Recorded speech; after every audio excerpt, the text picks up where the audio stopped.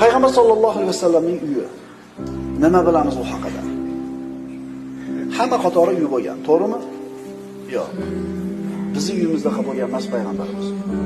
Rasululloh sollallohu alayhi vasallamning uylari shunday bir kichkina tor bo'lganki, uyda payg'ambarimiz ayol yotgan bo'lsa namoz o'qishlikning iloji bo'lmagan.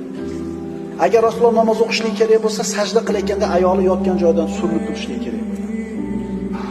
Nechiga degani bu? Rasululloh sollallohu alayhi vasallam yotgan, yashagan uyini qo'lini bunday qilsa, bosh shipiga qo'li tekkan.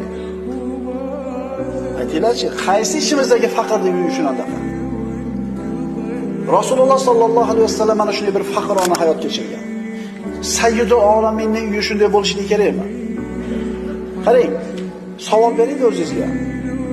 Alloh taolo payg'ambarimizga dunyoni bermadi. Shu bilan xor qildimi?